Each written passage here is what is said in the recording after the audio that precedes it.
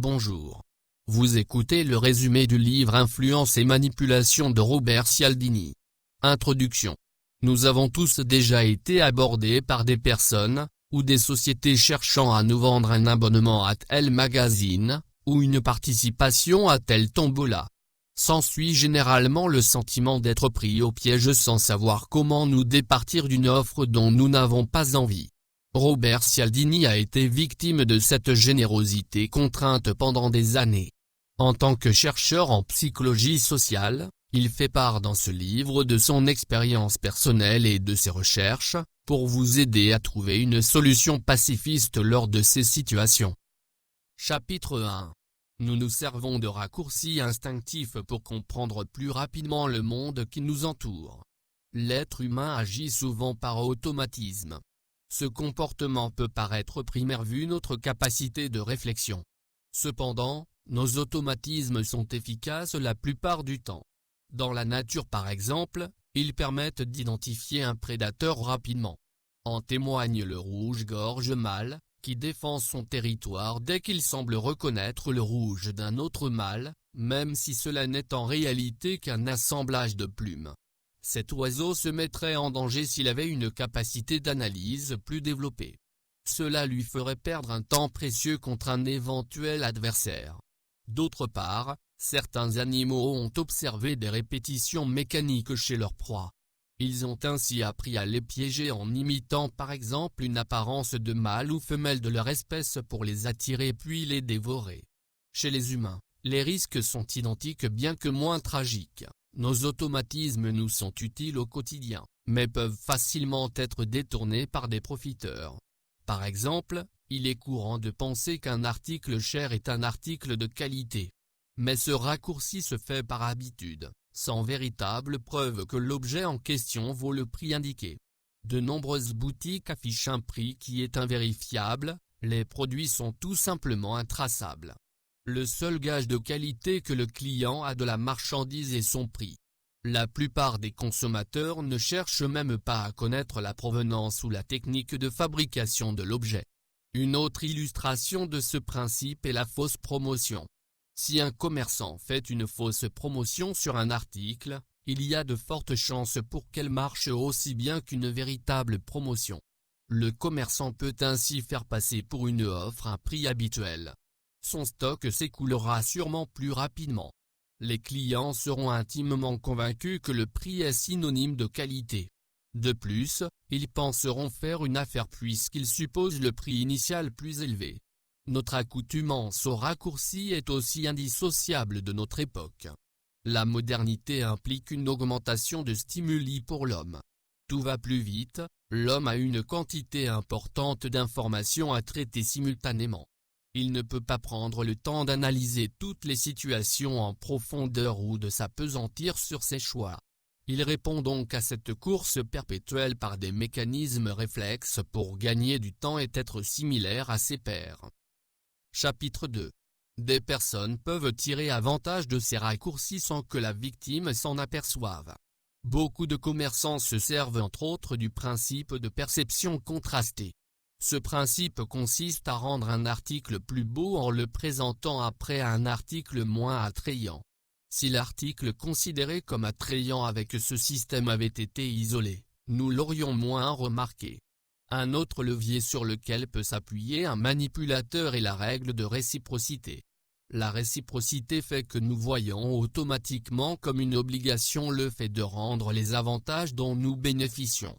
Le fait de donner en retour semble de prime abord une démarche honorable et peut être considéré comme de l'entraide. Cependant, certaines personnes sont expertes pour déguiser un profit personnel en bénéfice mutuel. Imaginons un quelconque représentant qui vous incite à acheter un produit à un prix qui vous paraît démesuré. Puis, devant votre refus, il vous propose un article moins cher. Vous vous sentez soudainement obligé d'acheter. Ce sentiment est dû à l'impression de concession suite à votre refus initial. Seulement, dans les deux cas le démarcheur est gagnant. Si vous avez cédé à la première offre, il aura réussi à vous faire acheter l'objet coûteux plutôt que celui de sa stratégie de repli. La méthode dite du rejet-retrait précédemment évoquée est souvent fructueuse car elle fait passer la victime comme ingrate après son premier refus. Or, il est fort désagréable pour tout être humain d'avoir un sentiment de dette envers quelqu'un, même si celui-ci est factice. La personne approchée se sent donc coincée et achète souvent le second article. Elle peut même avoir l'impression d'avoir fait une affaire, puisque l'article en question est moins cher que celui qu'on lui a présenté en premier. Toutefois, si elle décline les deux propositions, la victime ressentira alors de la culpabilité. C'est en s'appuyant sur les sentiments de dette et de culpabilité que la secte de l'Association pour la conscience de Krishna piège les gens. Cette secte d'origine indienne connut une importante expansion dans les années 1970. Ce développement est dû principalement à la pratique assidue de quête auprès des passants. Les membres de cette organisation offrent une fleur sans rien demander en retour, en assurant néanmoins qu'un don serait appréciable. Ayant reçu un cadeau, bien que non désiré, l'automatisme d'obligation se déclenche. Poussées par ce sentiment de culpabilité ou de dette, les victimes mettent parfois de grosses sommes pour se libérer du piège moral dans lequel elles tombent. Outre la peur d'être perçues comme des personnes ingrates, les personnes piégées craignent aussi de passer pour quelqu'un de versatile. Chapitre 3. Un refus d'acheter ou de donner engendre la peur d'être jugé par ses pairs. Robert Cialdini part du principe que toute société est créée sur l'entraide, sinon elle s'effondre. À l'origine d'une société, il a fallu faire confiance aveuglément à des individus pour que chacun ait quelque chose à apporter à la société. Cependant, pour qu'une société soit durable, il faut que les personnes la constituant soient dignes de confiance. C'est-à-dire que celles-ci soient capables de rendre les avantages dont elles bénéficient. Sinon, elles mettent le groupe en échec. C'est pourquoi les personnalités changeantes et instables sont mal perçues dans toutes les sociétés. On ne peut pas compter sur elles et elles ne nous apportent rien. Le sentiment de culpabilité mêlé à celui de la peur provient de l'appréhension d'être jugé comme un mauvais individu. Cela mettrait un terme à certains avantages pour la personne mal jugée. Les autres cesseraient de se fier à elle à cause de sa versatilité. La peur d'être marginalisé prend alors le dessus sur l'analyse de la situation et le client paye. Que ce soit pour recevoir une fleur ou payer un pantalon, il prouve ainsi qu'il est un bon individu. L'important pour l'être humain est de rester cohérent dans toutes les situations pour démontrer sa fiabilité. Les promesses tiennent la plupart du temps sur une simple parole. Néanmoins, une promesse non tenue affectera l'image que les autres ont de nous. C'est cette pression sociale qui pousse les gens à être honnêtes. Pour s'assurer que leurs employés tiendront parole, des entreprises ont découvert la technique idéale. C'est le cas de la société Amway, qui vend des produits de beauté et d'électroménager. Cette société a d'abord fait promettre à ses salariés que ceux-ci essaieraient de faire un meilleur chiffre d'affaires le mois suivant. Ensuite, elle leur a donné un simple papier, sur lequel ceux-ci répétaient leur engagement. Le résultat fut que les employés, forcés par la preuve écrite, augmentèrent nettement leurs bénéfices. Qu'est-ce qui fait qu'une simple parole écrite augmente la performance de ses employés? L'écriture est une preuve visible. L'engagement peut donc être montré et même servir d'accusation.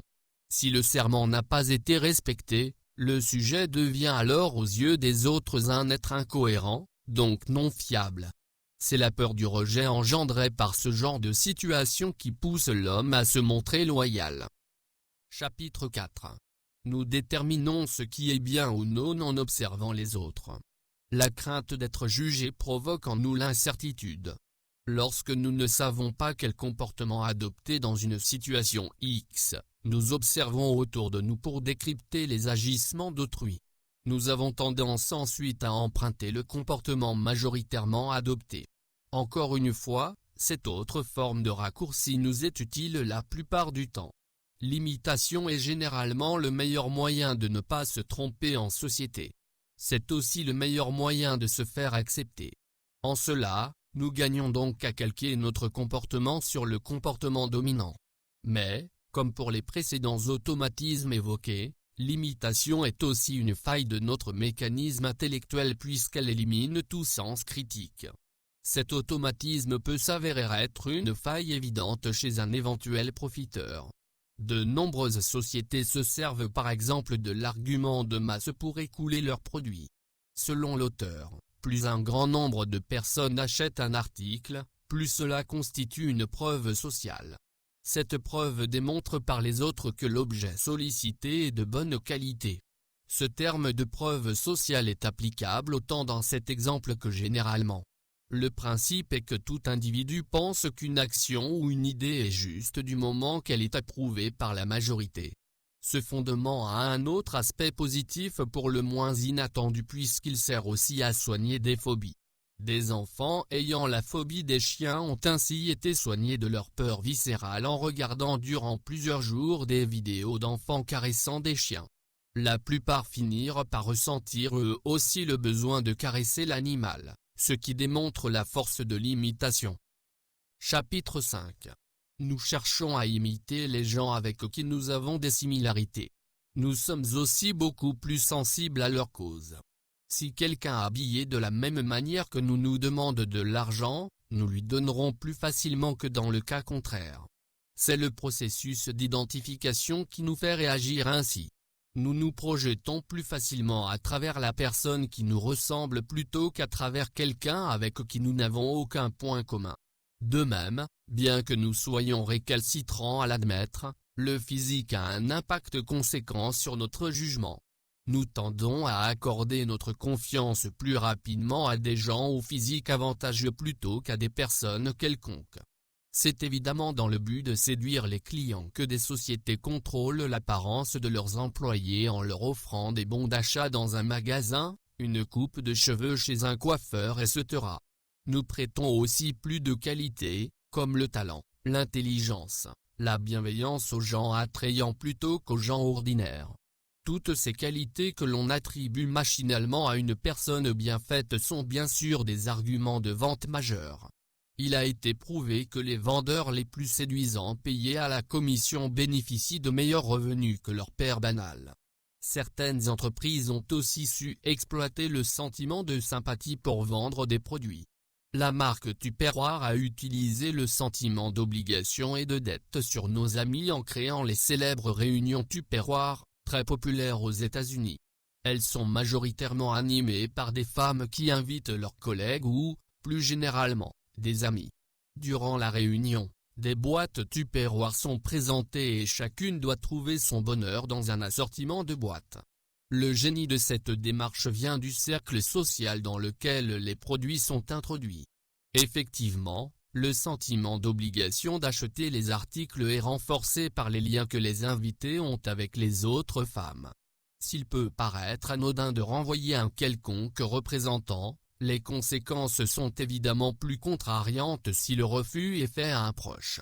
Plusieurs femmes disent se sentir piégées dans ces réunions. Elles ne désirent aucunement les fameuses boîtes mais elles les achètent cependant pour éviter de froisser leurs amis et aussi pour paraître à leur avantage. Chapitre 6. Nous sommes particulièrement manipulables devant des autorités supérieures. Pour comprendre ce comportement, nous allons aborder l'expérience de Milgram. Milgram était un psychologue américain qui a démontré notre capacité à suivre une autorité, aussi inadmissible soit-elle.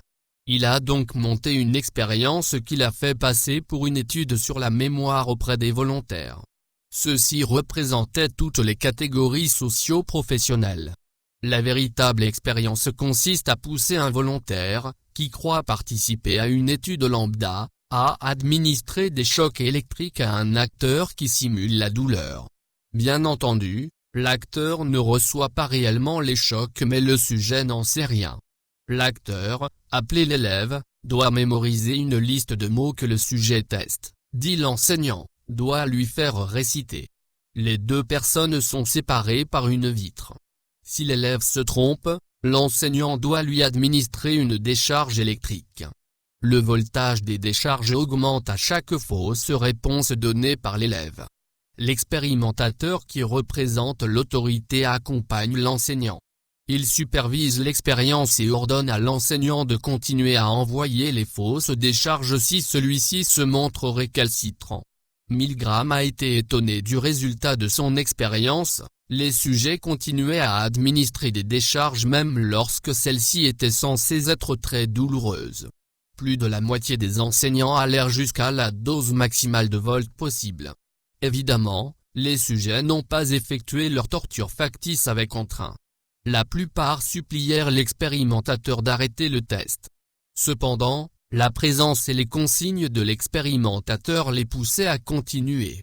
À l'issue du test, les volontaires furent informés que l'élève était en réalité un acteur. Ils furent néanmoins toujours horrifiés de leur acte. L'expérience a été réitérée alors que l'élève et l'enseignant se trouvaient dans la même salle et que le chercheur expérimentateur recevait prétendument les décharges.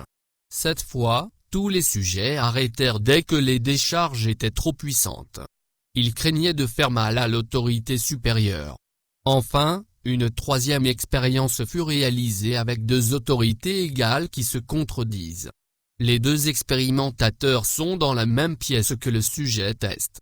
Celui-ci, ne sachant quelle autorité est supérieure à l'autre, utilise son bon sens et arrête le test. Cependant, pourquoi les sujets se montrent-ils si dociles au commandement de personnes importantes? Le docteur Milgram pense que cela provient encore une fois d'un mécanisme instinctif. Dans une société, si les ordres des leaders ne sont pas respectés, le groupe entier risque de tomber dans l'anarchie. Or, la plupart des gens ressentent un besoin de stabilité et ne se retrouvent pas dans ce régime précaire. Obéir aux ordres permet aussi de ne pas se faire remarquer. Cela renforce donc le lien de l'individu avec le groupe.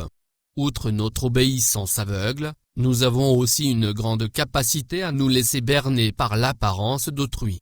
Il est facile de se faire arnaquer par des semblants d'autorité. Par exemple, quelqu'un qui adopte l'apparence vestimentaire d'un corps de métier, exemple, blouse de médecin, uniforme de policier, pourrait aisément abuser des clients ou patients. De nombreux imposteurs se servent aussi de faux titres prestigieux pour attirer leur clientèle. Cela peut avoir des conséquences désastreuses puisque obtenir des titres est généralement compliqué. Les titres sont souvent preuve de grandes études ou de grandes compétences. Mais s'il est facile d'usurper les titres d'une personne, il est en revanche plus complexe d'usurper ses connaissances. Chapitre 7. Un bien est plus désirable s'il est considéré comme rare. Un produit rare est en général automatiquement assimilé à un produit de qualité. Dans certains cas, la rareté démontre aussi son caractère exceptionnel. Le collectionneur lambda recherche ainsi le trait exceptionnel d'un objet qu'il n'a pas encore. Plus celui-ci est rare, plus il a de la valeur à ses yeux. L'attrait de la rareté s'explique par l'appréhension naturelle de l'homme de perdre quelque chose. L'homme tient plus à conserver son bien qu'à gagner un bien supplémentaire, par crainte. De nombreux commerces usent de ce phénomène pour pousser à l'achat. Ainsi, nous avons l'impression de perdre quelque chose si nous refusons de bénéficier d'une promo X. Pourtant, le produit de la promotion ne nous appartient pas encore, donc le consommateur ne devrait pas ressentir la crainte de perdre ce bien. Seulement, la plupart des offres s'appuient sur les systèmes de délai ou de quantité limitée. L'acheteur traduit alors inconsciemment cette promotion par c'est maintenant ou jamais. S'il n'achète pas le produit, ses biens ne diminueront pas, mais il aura perdu une occasion. Les offres commerciales utilisent une fois de plus ce raccourci pour inspirer au client une fausse sensation de perte. Une autre technique plus radicale utilise la peur de perdre en obligeant le client à prendre la décision d'acheter ou non sur le champ. Par exemple, vous allez signer un contrat pour acheter une voiture.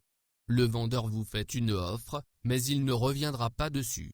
À la sortie du magasin, même si vous changez d'avis, la proposition ne tient plus.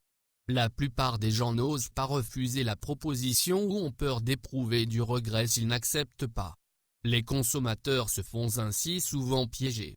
La rareté a aussi été analysée dans un contexte politique. Il a été démontré qu'une période de rareté subite après une période d'abondance est la source de nombreuses révolutions. Les civils ont tendance à se soulever quand leur condition est dégradée subitement plutôt que lorsque leurs conditions de vie ou leur pouvoir d'achat sont au plus bas depuis longtemps.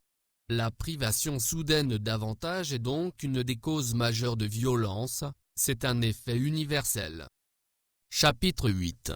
Tous les pièges qui agissent sur notre réflexion peuvent être déjoués. Comment peut-on résister aux techniques élaborées des sociétés ou des profiteurs ? La réaction la plus simple serait de refuser toute offre dès le début d'une démarche commerciale. Cependant, vous pourriez passer à côté de réels avantages proposés par des personnes sincères. La meilleure solution est donc de ne pas être entier et d'examiner la proposition qui vous fait douter. Celle-ci est-elle honnête ? Pour en être sûr, vous pouvez reprendre les situations évoquées précédemment. Il faut que vous sachiez reconnaître les impressions créées par votre interlocuteur. Si un représentant vous fait ressentir de la culpabilité, c'est sûrement dans un but commercial. Il faut désamorcer le piège en gardant à l'esprit que votre embarras est dû à une situation montée de toutes pièces. La proposition étant malhonnête, vous êtes en droit de ne pas être pressé par votre refus. Les gens ont aussi tendance à justifier toutes leurs actions. Par exemple, quelqu'un demandant de doubler la file d'un magasin a plus de chances de voir les autres céder leur place en prononçant « je suis pressé parce que » plutôt qu'en prononçant un simple « je suis pressé ». Le problème est que nous acceptons beaucoup de choses avec un simple « parce que ». Toutes les raisons ne sont pas recevables. Il faut se méfier des profiteurs qui justifient tout par une raison. De même, certaines personnes peuvent abuser de votre gentillesse par de la fausse sympathie. Il est fréquent de ressentir un malaise vis-à-vis d'une personne trop gentille. Il ne faut pas oublier qu'une sympathie surfaite peut être synonyme de sympathie purement commerciale ou intéressée. Il faut dans ce cas écouter votre intuition plutôt que de se laisser flatter en sachant que la personne est calculatrice. En ce qui concerne la dévotion naturelle humaine à l'autorité, souvenez-vous que l'apparence d'une autorité est facilement falsifiable. Nous avons évoqué les exemples des uniformes de certains métiers, très reconnaissables et souvent détournés, ainsi que les faux diplômes. Même si la plupart des autorités, telles que les médecins, sont compétentes, vous n'êtes pas à l'abri d'un fraudeur. Demandez-vous alors, en quoi cette autorité est-elle compétente ? Quelles sont les preuves de la véracité de ces compétences ? La plupart du temps cette analyse est inutile, mais elle pourrait vous servir devant quelqu'un de trop insistant. Enfin, essayez de ne pas vous exalter trop rapidement pour un produit rare. La rareté est une technique commerciale qui pousse à acheter dans la précipitation sans analyser la valeur du bien. Encore une fois, le mieux est de prendre le temps de voir si le bien est réellement de qualité. La clé est de prendre un minimum de recul sur l'ensemble de ces situations. Conclusion. La modernité nous oblige à nous adapter en fonctionnant de manière machinale. Ceux qui détournent nos automatismes intellectuels, qui sont des moyens de survie dans l'ère moderne, doivent être découragés. Nous pouvons boycotter les produits accompagnés de campagnes véreuses, ou envoyer des courriers aux entreprises malhonnêtes par exemple. Ce qu'il faut retenir de ce résumé. 1. Nous nous servons de raccourcis instinctifs pour comprendre plus rapidement le monde qui nous entoure. 2. Des personnes peuvent tirer avantage de ces raccourcis sans que la victime s'en aperçoive. 3. Un refus d'acheter ou de donner engendre la peur d'être jugé par ses pairs. 4. Nous déterminons ce qui est bien ou non en observant les autres. 5. Nous cherchons à imiter les gens avec qui nous avons des similarités. 6. Nous sommes particulièrement manipulables devant des autorités supérieures. 7. Un bien n'est plus désirable s'il est considéré comme rare. 8. Tous les pièges qui agissent sur notre réflexion peuvent être déjoués. Vous avez écouté le résumé du livre Influence et manipulation de Robert Cialdini. À bientôt sur la chaîne pour d'autres résumés.